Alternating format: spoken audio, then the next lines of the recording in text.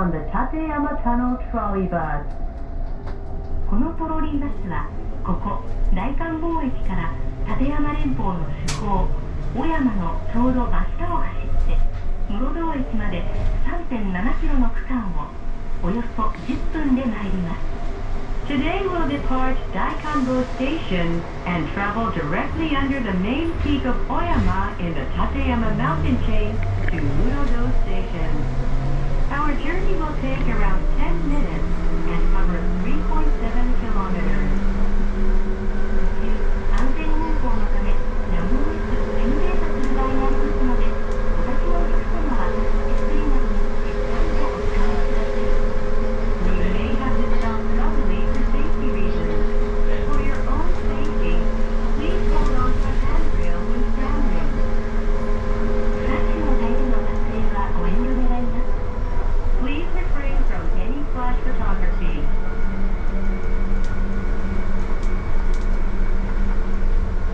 この立山トンネルトロリーバスは立山の自然環境を保つために導入され、現在日本で唯一のトロリーバスです。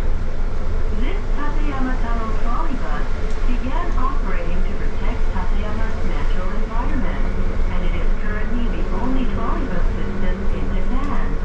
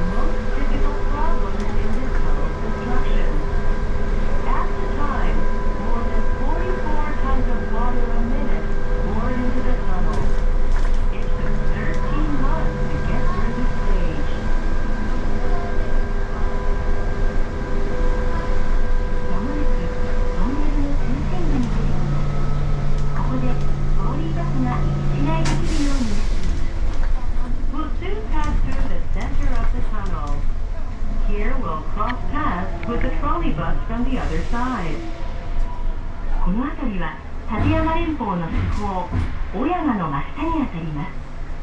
ちょうどこの700メートル頭上に標高3003メートルの小山が天をついてそびえています。This area is directly below the main peak of Oyama in the Tateyama mountain chain. Exactly 700 meters above us, the peak soars at an altitude of 3,003 meters.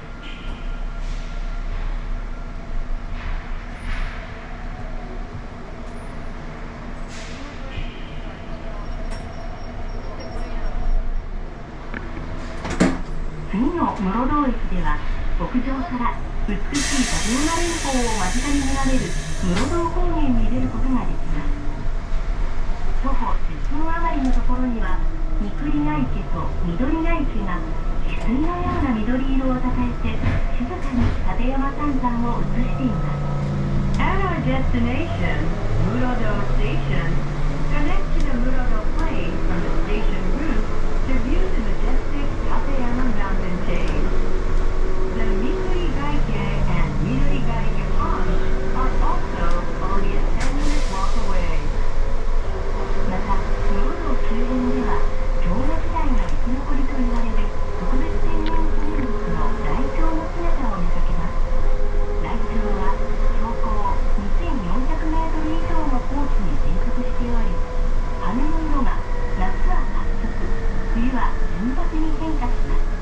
現在、日本ではおよそ3000羽のライチョウが生息していると言われ、ここ立山ではおよそ300羽の生息が確認されています。The surrounds of Murodo are home to the rock ptarmigan, a protected species of bird that chances have lasted since the Ice Age.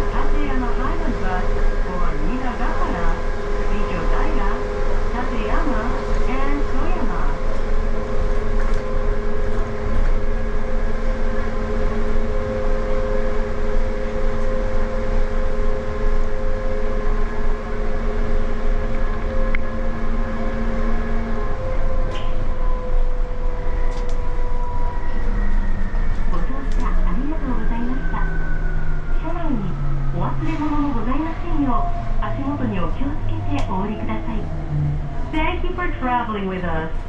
Please take a moment to check you have all your belongings. And remember to watch your step as you leave the bus.